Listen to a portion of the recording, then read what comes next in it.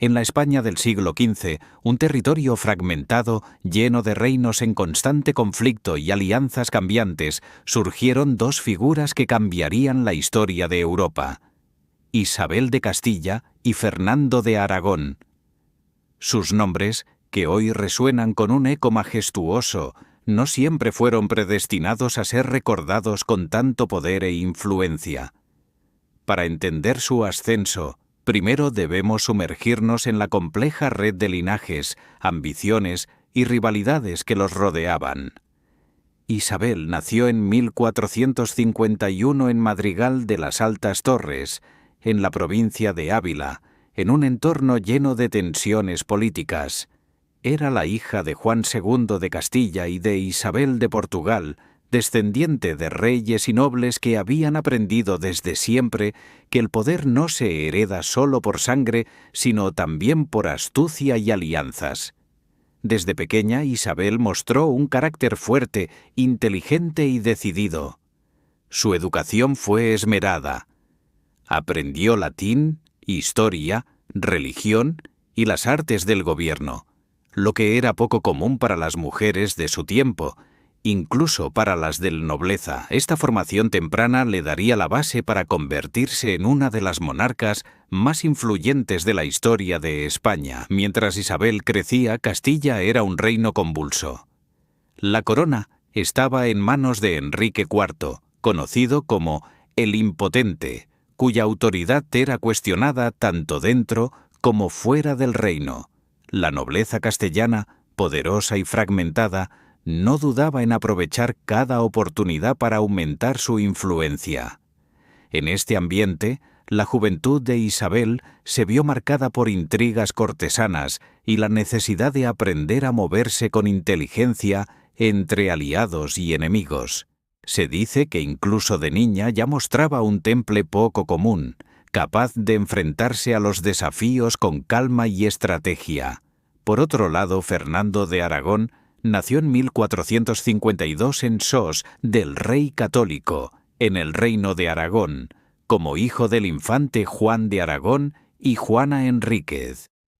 Su infancia transcurrió en un contexto diferente, pues Aragón era un reino más estable, pero igualmente consciente de la importancia de la política matrimonial para mantener y expandir el poder. Fernando aprendió desde muy joven el arte de la negociación y la estrategia, y recibió una formación en artes militares, administración y diplomacia que lo prepararía para los desafíos de su tiempo.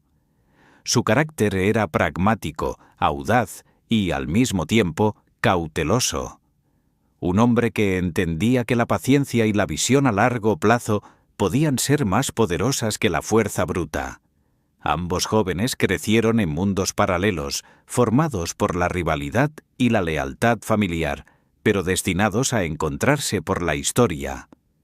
Castilla y Aragón, aunque vecinos, eran distintos en estructura, cultura y aspiraciones. Castilla, con su enorme territorio y su herencia de reconquista, enfrentaba conflictos internos y amenazas externas, mientras Aragón, con su experiencia mediterránea, manejaba alianzas internacionales, comercio y una diplomacia más sofisticada. La unión de estos dos reinos sería, siglos después, reconocida como la piedra angular de la España moderna, pero en aquel momento todo era incertidumbre y cálculo. El encuentro de Isabel y Fernando no fue un simple capricho del destino, sino una jugada maestra de la política matrimonial europea. En 1469, cuando Isabel tenía 18 años y Fernando 17, contrajeron matrimonio en Valladolid, uniendo Castilla y Aragón bajo un acuerdo que iba más allá del afecto. Era una alianza estratégica destinada a consolidar poder y estabilidad. Sin embargo, en aquel momento no todos veían con buenos ojos esta unión. La nobleza castellana, aún leal al débil Enrique IV, dudaba de la capacidad de Isabel para gobernar y temía la influencia aragonesa en sus asuntos internos. Fernando, por su parte, debía demostrar que podía ser más que un príncipe extranjero en tierras castellanas, ganándose el respeto y la lealtad de cortesanos y caballeros por igual. Isabel, sin embargo, no se dejó intimidar. Su firmeza y claridad en sus decisiones empezaron a marcar la diferencia desde los primeros días de su matrimonio. Aprendió a leer a sus aliados y enemigos, a discernir quién era leal y quién buscaba su beneficio personal. Fernando, con su habilidad para la estrategia y la negociación, complementaba su fuerza, creando un equipo formidable que combinaría astucia, paciencia y visión a largo plazo. Esta simbiosis no solo consolidó su matrimonio, sino que sentó las bases de un gobierno que aspiraba a la unidad, el orden y la expansión territorial. Pero los primeros años de su unión estuvieron lejos de ser tranquilos. Enrique IV continuaba en el trono y su gobierno era cada vez más impopular. Los conflictos internos, las disputas con la nobleza y la incertidumbre sobre la sucesión del trono hacían que cada decisión de Isabel y Fernando tuviera consecuencias enormes. Fue entonces cuando Isabel decidió actuar con audacia. Se proclamó heredera legítima de Castilla tras la muerte de Enrique IV en 1474, enfrentándose a quienes apoyaban la causa de Juana la Beltraneja, la supuesta hija del rey. Este acto no solo puso en riesgo su seguridad, sino que desencadenó una guerra de sucesión que marcaría la primera gran prueba de su liderazgo, la Guerra de Sucesión Castellana, 1475 a 1479, no fue un conflicto menor. Enfrentó a Castilla a Portugal, que apoyaba a Juana la Beltraneja, y dividió la nobleza castellana entre quienes respaldaban a Isabel y quienes dudaban de su legitimidad. Sin embargo, la combinación de astucia militar de Fernando, la habilidad diplomática de Isabel y el apoyo popular a su causa permitieron superar cada obstáculo. La victoria no llegó solo por la fuerza de las armas, sino también por la capacidad de los reyes católicos de leer la situación, anticiparse a los movimientos del enemigo y consolidar alianzas estratégicas que garantizaron la estabilidad futura del reino. Durante estos años, Isabel también mostró un interés profundo por la administración y la justicia. No era una monarca que delegara sin supervisión, inspeccionaba personalmente los asuntos del reino, escuchaba a sus consejeros, pero mantenía siempre la última palabra. Esta atención al detalle y esta combinación de firmeza y prudencia empezaron a definir su estilo de gobierno, un equilibrio entre autoridad y diplomacia, entre tradición y reforma, entre justicia y ambición política. Fernando, con su enfoque más pragmático y militar, complementaba estas virtudes, creando un tándem que se convertiría en legendario. La juventud de Isabel y Fernando, marcada por la educación, la formación estratégica y las pruebas tempranas de poder, preparó el terreno para lo que sería su gobierno conjunto.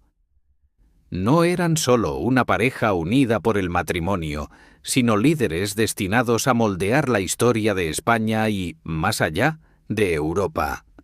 Sus decisiones no solo afectarían a sus contemporáneos, sino que dejarían un legado duradero: la unificación territorial de España, la reorganización política y administrativa, y la apertura de un nuevo capítulo en la historia con el descubrimiento de América, que aún estaba por venir. En este contexto, la historia de los Reyes Católicos empieza a tomar forma.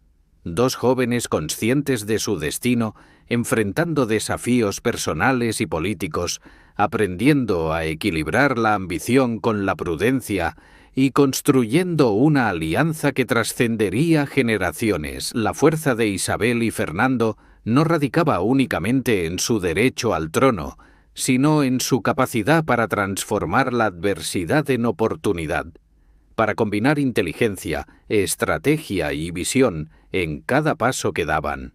Y así lo que comenzó como la vida de dos jóvenes nobles destinados a gobernar reinos fragmentados se convertiría en la historia de los arquitectos de la España moderna, cuya influencia aún resuena siglos después en cada rincón del país. Tras la victoria en la Guerra de Sucesión Castellana y la consolidación de Isabel como reina de Castilla en 1474, la realidad que enfrentaban los reyes católicos no era sencilla. Castilla, aunque oficialmente unificada bajo su mando, estaba fragmentada en un entramado de feudos poderosos y señoríos autónomos, donde los linajes nobles ejercían un poder casi paralelo al de la corona. El reto de Isabel y Fernando no era solo político o militar, era también social y cultural.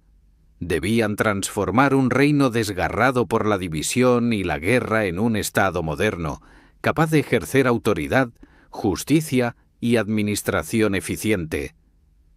Una de las primeras decisiones que tomaron los reyes católicos fue reformar la administración del reino. Isabel mostró desde el principio un interés profundo en el gobierno interno.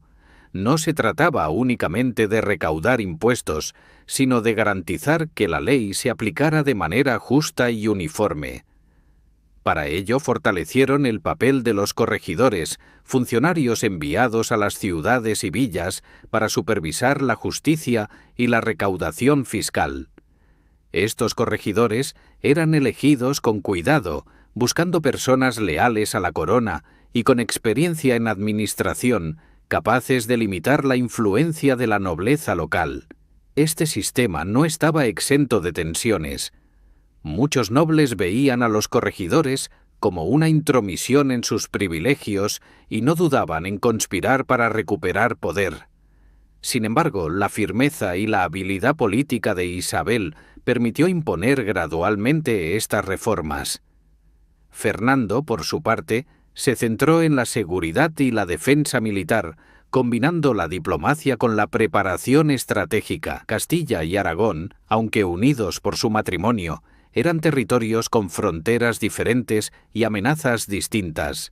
En el norte, los reinos vecinos y los condados pirenaicos podían convertirse en aliados o enemigos según conveniencia. En el sur, los reinos musulmanes de Granada representaban un obstáculo pendiente, que aún no estaba resuelto. Fernando comprendía que la consolidación interna debía ir acompañada de una estrategia militar sólida para asegurar que la corona pudiera proyectar autoridad sin depender únicamente de la nobleza. Durante estos años, los reyes católicos también se enfrentaron a conflictos internos significativos, particularmente con la nobleza castellana. Los señores feudales, acostumbrados a actuar de manera casi independiente, no aceptaban fácilmente la autoridad central. Algunos intentaron rebelarse, mientras otros buscaban ventaja personal mediante alianzas con reyes extranjeros o con los enemigos internos de Isabel y Fernando. Sin embargo, la pareja supo combinar la mano firme con la astucia política.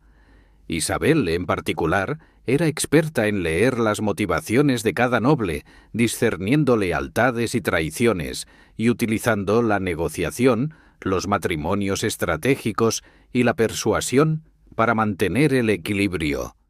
Fernando complementaba estas habilidades con su enfoque más pragmático, dispuesto a intervenir militarmente cuando era necesario, pero siempre con un cálculo que evitara desgastarse en conflictos innecesarios. Paralelamente, los reyes católicos comenzaron a fortalecer la unidad religiosa como elemento de cohesión social. Castilla, aunque mayoritariamente cristiana, contaba con comunidades judías y musulmanas que habían convivido durante siglos. Isabel y Fernando comprendieron que la uniformidad religiosa no solo era un asunto espiritual, sino también un instrumento de consolidación política. Así, empezaron a implementar medidas que buscaban alinear la lealtad religiosa con la lealtad al trono, aunque esto también generaría tensiones y resentimientos que se prolongarían durante décadas. En el ámbito internacional, los reyes católicos demostraron desde temprano un talento excepcional para la diplomacia matrimonial y las alianzas estratégicas. Isabel y Fernando no actuaban como reyes aislados, eran conscientes de que la estabilidad de sus reinos dependía también de la posición de Castilla y Aragón en el tablero europeo. Los matrimonios de sus hijos con otras casas reales se planificaron cuidadosamente, asegurando no solo alianzas, sino también prestigio y legitimidad frente a las grandes potencias de la época, como Francia y Portugal. Esta visión de largo plazo sería una constante en su reinado. Cada decisión estaba calculada para fortalecer el futuro del reino y ampliar su influencia sin comprometer la estabilidad interna. Uno de los episodios más significativos de este período fue la pacificación de los señores rebeldes y la reorganización del poder local. Mediante una combinación de negociación, castigo y acuerdos estratégicos, los reyes católicos lograron someter a la nobleza más problemática, asegurando que su autoridad no pudiera ser desafiada con facilidad. Esta consolidación permitió iniciar proyectos de mayor envergadura, como la preparación para la guerra contra el Reino de Granada, que aún seguía siendo un enclave musulmán independiente en el sur de la península. La planificación de esta campaña requería coordinación política, recursos económicos y la lealtad de los nobles, todos elementos que habían sido reforzados en estos primeros años de gobierno. La economía y la recaudación de impuestos también fueron áreas de atención primordial. Isabel y Fernando implementaron reformas fiscales que incrementaron los ingresos de la corona, pero de manera que no provocaran un rechazo masivo de la población. Comprendían que la estabilidad del reino dependía de la percepción de justicia. Los impuestos debían ser razonables y aplicados de manera equitativa, evitando que la nobleza se aprovechara de su posición para evadir responsabilidades. Esta gestión cuidadosa de los recursos permitió financiar la administración, la defensa militar y, eventualmente, las grandes campañas que definirían su reinado. Otro aspecto esencial fue la reforma judicial y la lucha contra la corrupción. Isabel, con su característico rigor, supervisaba personalmente los tribunales y los procedimientos legales, asegurándose de que se respetara la ley y se castigara la injusticia. Esta política fortaleció la confianza de la población en la corona, consolidando la autoridad de los reyes católicos no solo por la fuerza, sino también por la legitimidad percibida. La justicia, la equidad y la eficiencia administrativa se convirtieron en pilares de su gobierno, diferenciándolos de muchos de sus contemporáneos, cuyos reinados eran frecuentemente caóticos y arbitrarios. Finalmente, durante este período, los reyes católicos empezaron a afianzar la identidad del reino como una unidad política y cultural. La combinación de administración centralizada, control de la nobleza, reforma judicial y promoción de la uniformidad religiosa sentó las bases de una España más cohesionada. La visión de Isabel y Fernando no era simplemente mantener el poder, era construir un Estado capaz de durar generaciones, preparado para enfrentar tanto amenazas internas como externas y con una proyección de influencia que superaría los límites de la península ibérica. Los primeros años de consolidación fueron decisivos. Isabel y Fernando demostraron que podían gobernar juntos con eficacia, equilibrando fuerza y diplomacia, justicia y pragmatismo.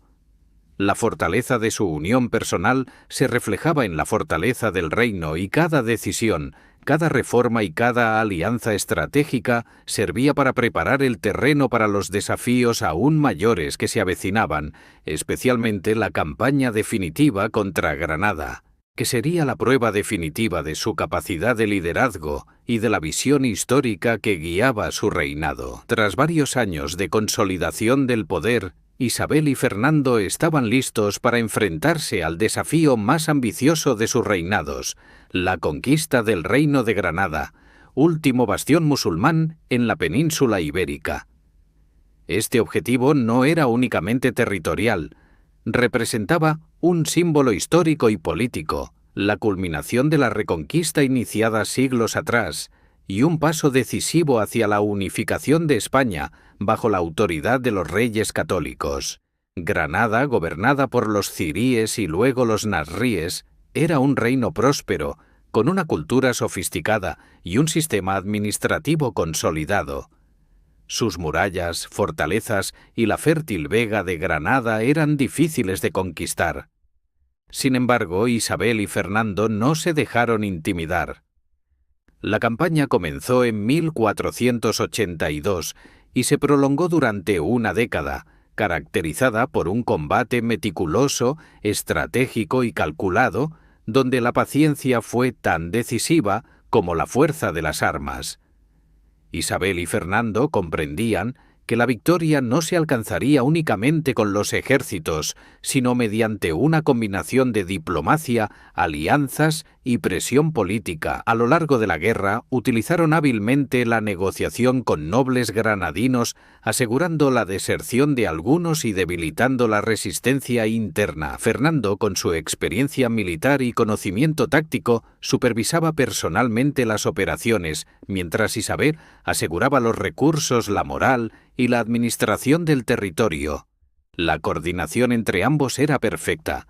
La fuerza de Fernando en el campo de batalla complementaba la visión estratégica y política de Isabel. Hubo asaltos, asedios prolongados y batallas decisivas.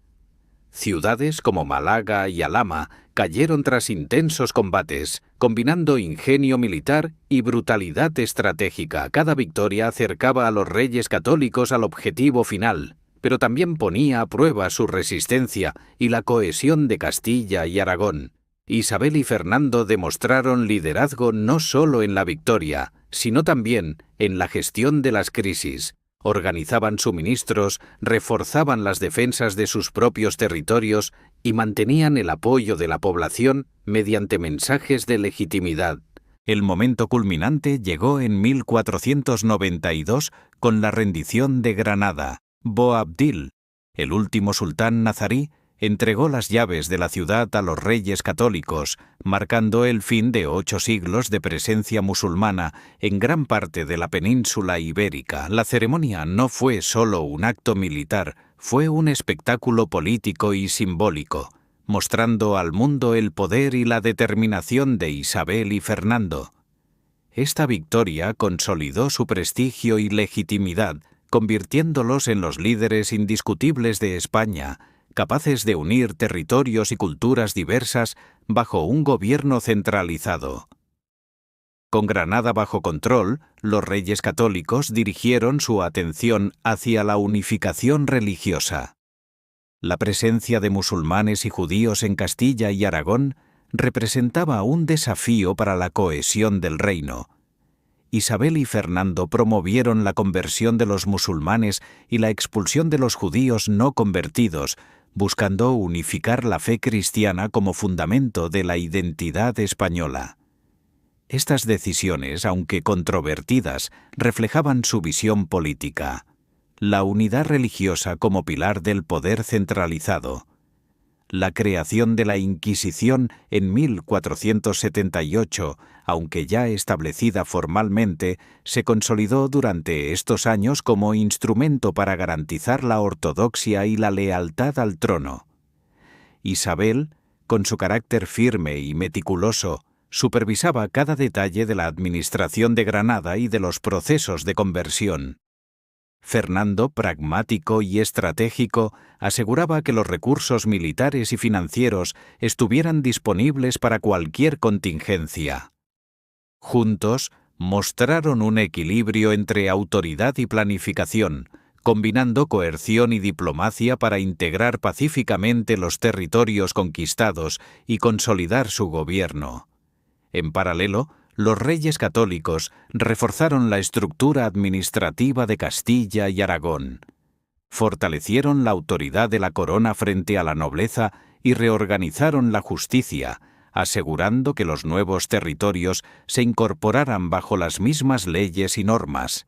Esto permitió una transición más estable y evitó conflictos prolongados que pudieran amenazar la cohesión del reino.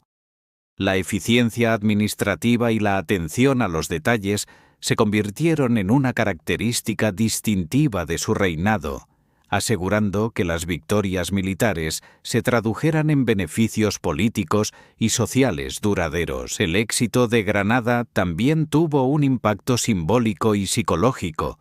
La población veía en Isabel y Fernando líderes capaces de cumplir promesas, enfrentar adversidades y transformar la realidad política de manera decisiva. La victoria reforzó la percepción de que España estaba destinada a ser un reino fuerte, unido y respetado en Europa.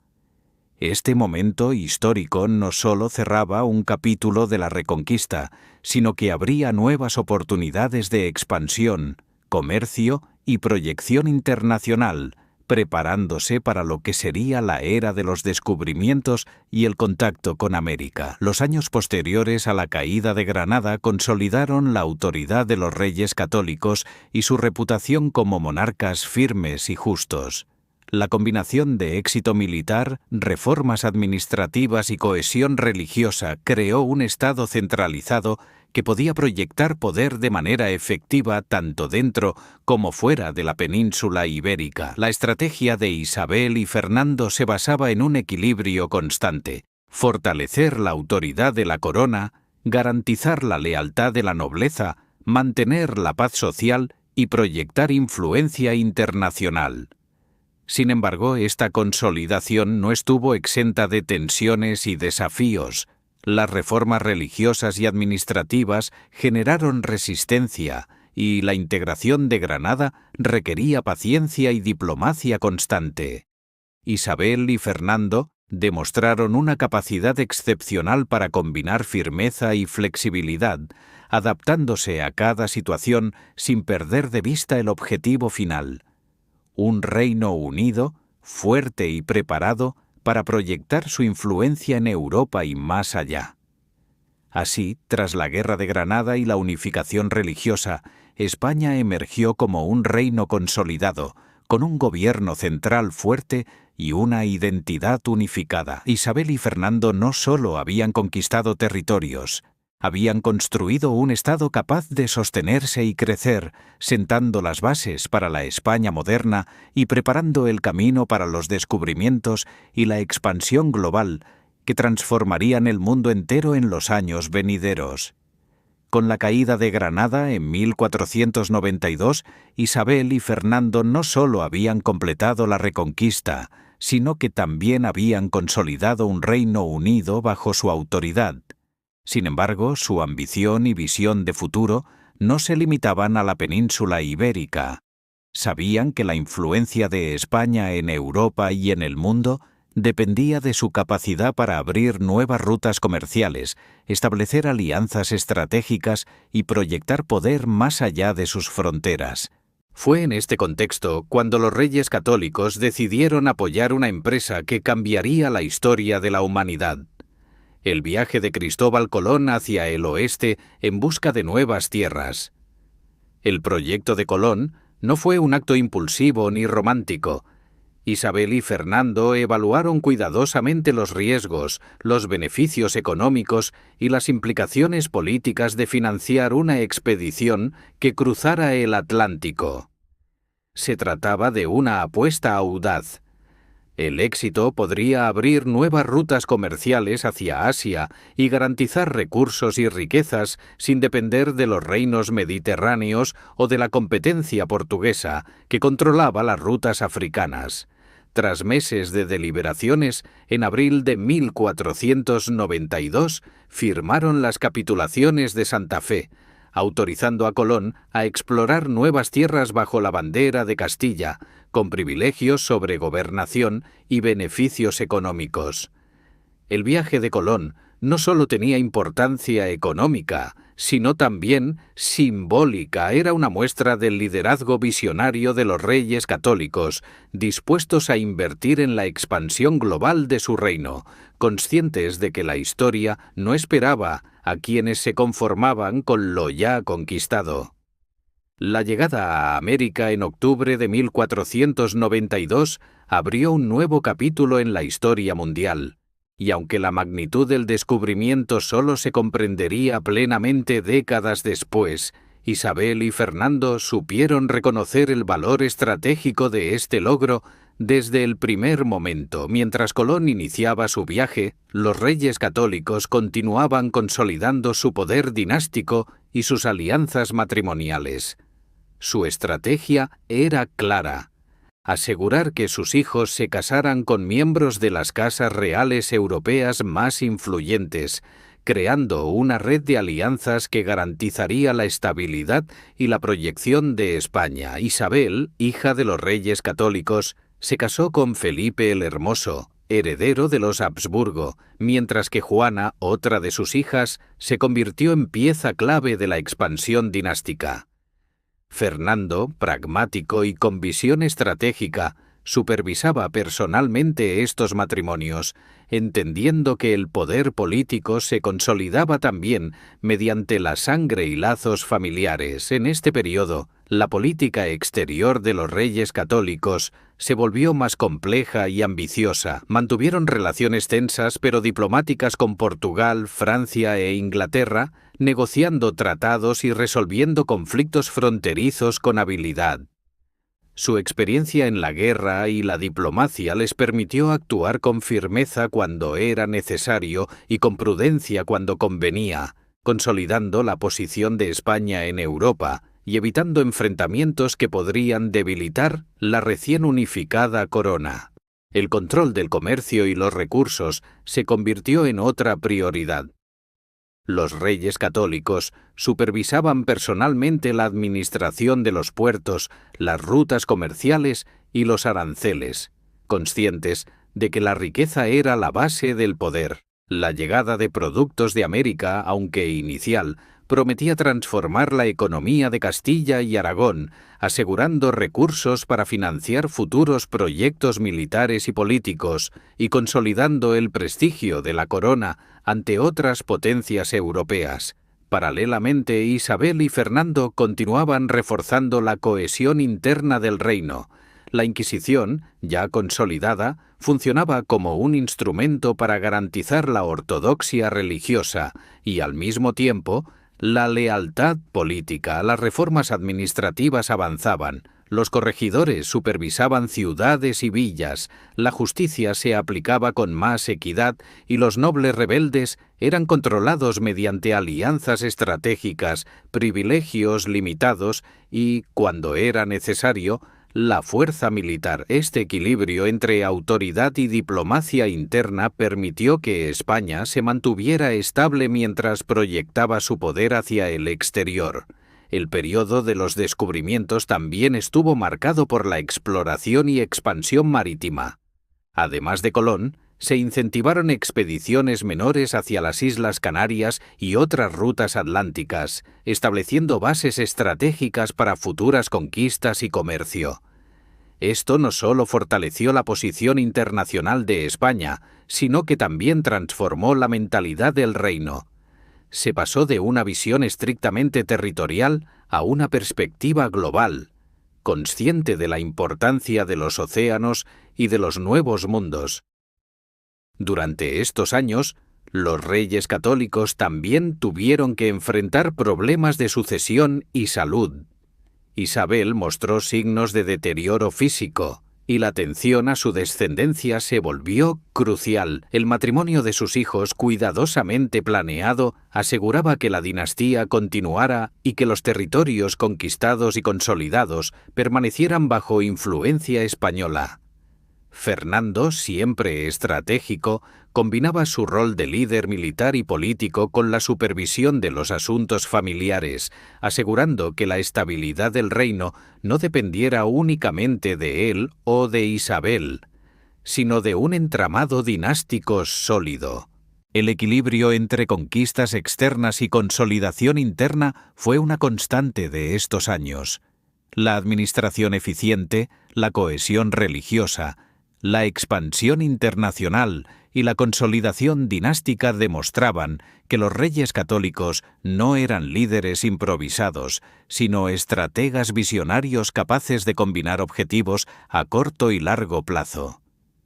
Cada decisión se evaluaba en función de su impacto político, social y económico, garantizando que la gloria militar y las expediciones no pusieran en peligro la estabilidad del reino.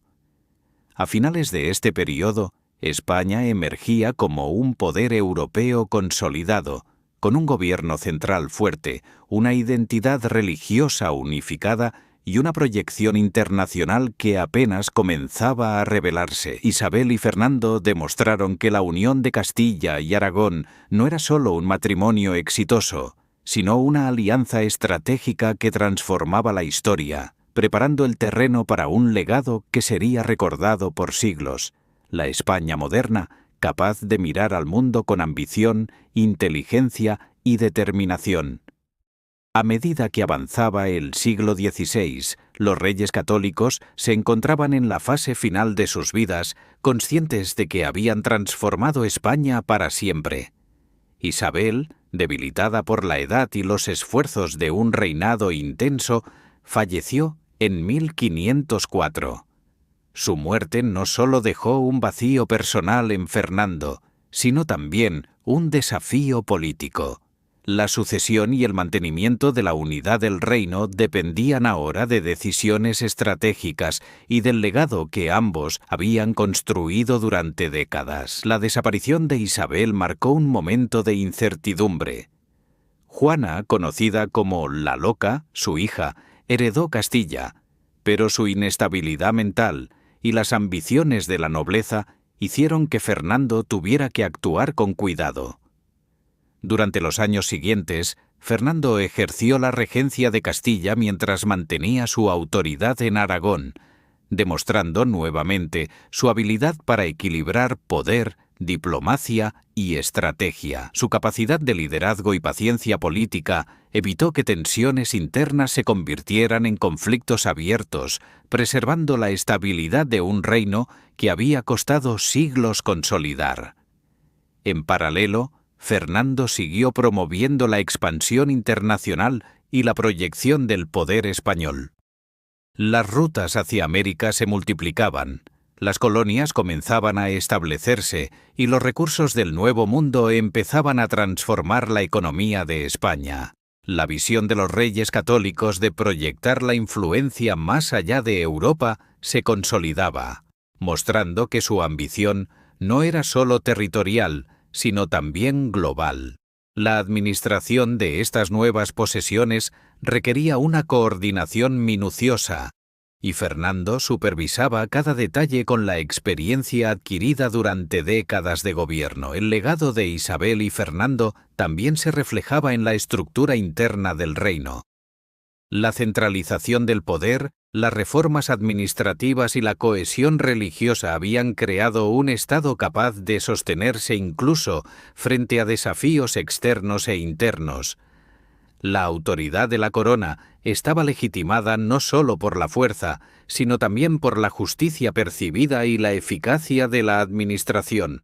Esto permitió que España, tras su reinado, emergiera como un modelo de Estado moderno en Europa, capaz de combinar tradición, poder militar, diplomacia y expansión económica.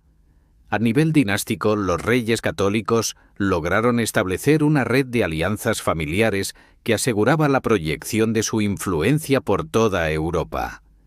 Sus hijos, matrimonios y descendientes consolidaron la presencia española en Francia, Alemania, Portugal y los territorios italianos, garantizando que la ambición de Isabel y Fernando trascendiera sus propios reinados.